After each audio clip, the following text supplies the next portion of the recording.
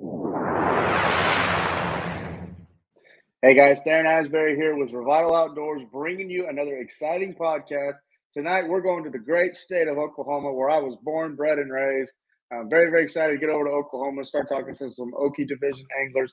I started my tournament career there in 2008, so a lot of history on all the lakes. But tonight, we're going to be talking to Mr. Brett King. Brett got a top 5 finish last year at Lake Eufaula for the Okie Division tournament, BFL, with Major League Fishing. He's going to talk to us about his tournament last year, what he predicts for this year.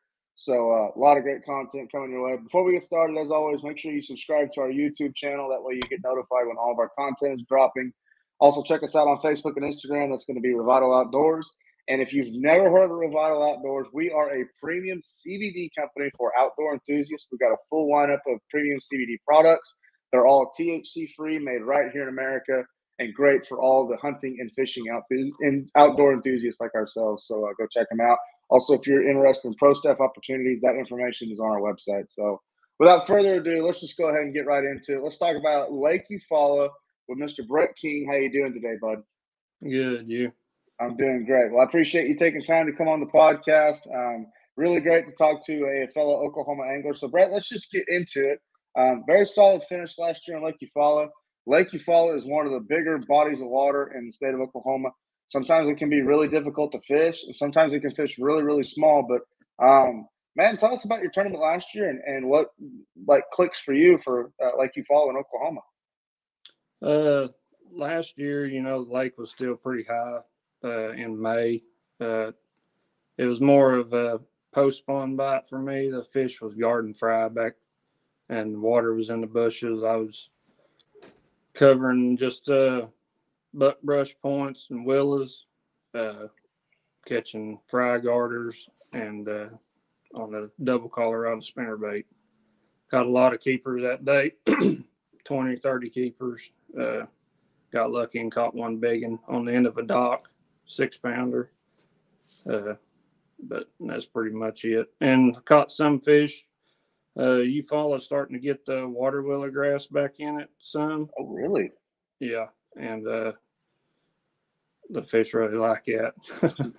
Absolutely, absolutely. I think if there's any lake in the country, no matter where it is, if there's grass in it, the fish are absolutely going to relate to that grass. And it's really interesting to hear about Lake Eufaula getting some grass in it. So, yeah, really cool. About the last 3 years, it's starting to get better, but it's really helping the lake out, in my opinion. I got you.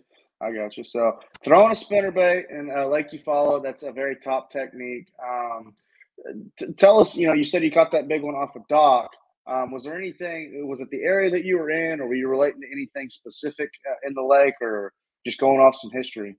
I just said, yeah, mainly history. I had two areas, pretty much 2 coves. That dock was sitting right on a break where it went from about 5 to 10 foot, and she was just hanging right there on the end of it. Okay. I got you.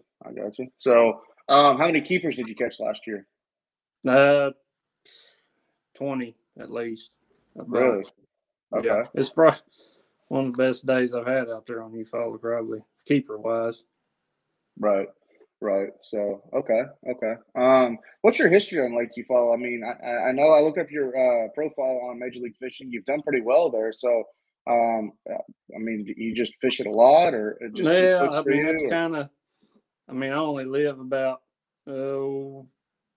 15 miles away from it, so I live in between it and Kerr Lake.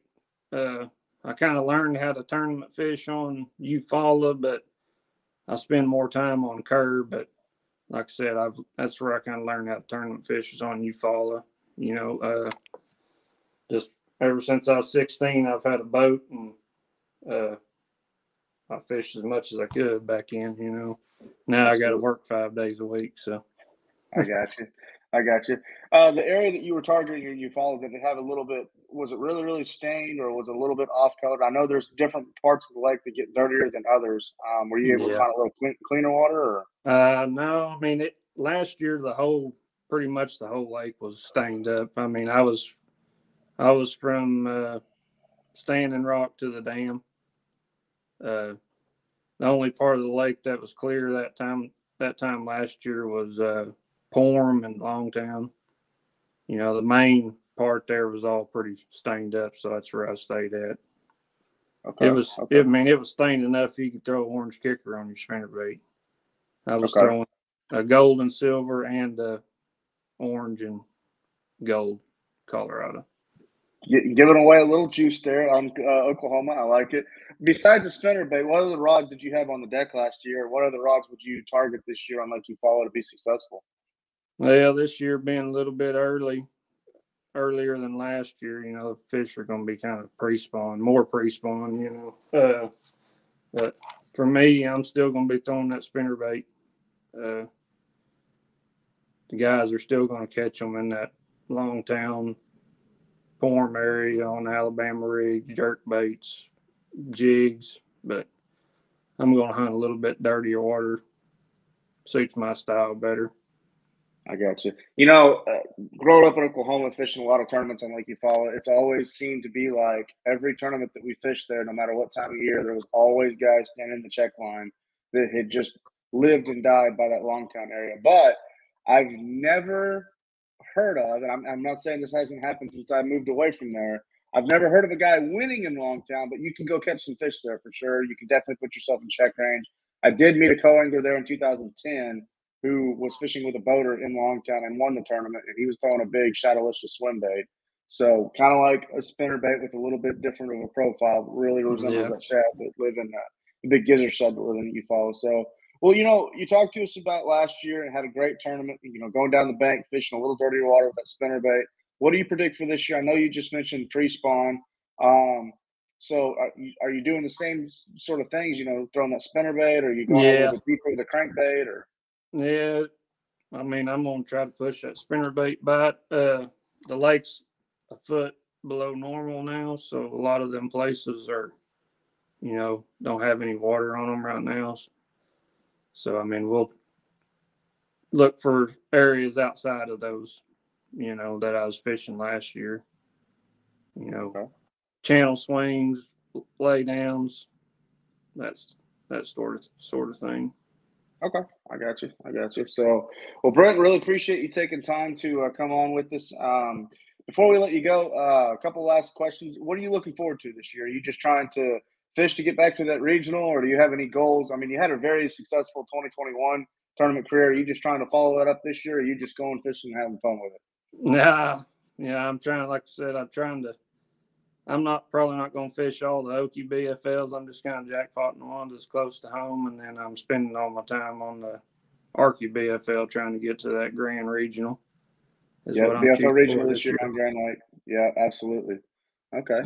So, and last thing before we let you go, I know you got a lot of people that support you, a great family. You work there in the state of Oklahoma, so anybody that supports you sponsor-wise, friends and family, we just want to give you the opportunity to thank them. I don't have no sponsors.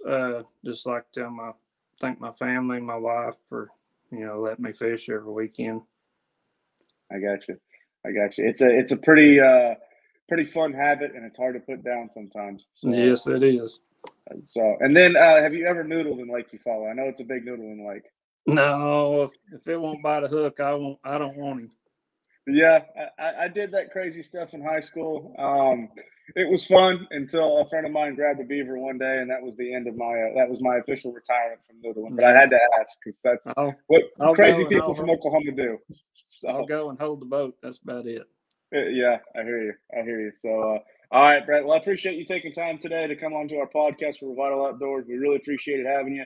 Good luck to you this year in fishing the Arkie and the Okie Division tournaments. Good luck to all the anglers that are fishing the BFLs this year. Brett, we hope to hear back from you again very, very soon, because that means you're having a very good 2022 campaign. So good luck to you. As always, I'm Theron Asbury from Revital Outdoors. Thank you for tuning into this podcast. Be sure before you get off here to subscribe to our YouTube channel. That way you get notified when all of our content is dropping. And, of course, check us out on that Facebook and social media platform. So thank you for tuning in. God bless. Be safe out there, and we'll talk to everyone very, very soon.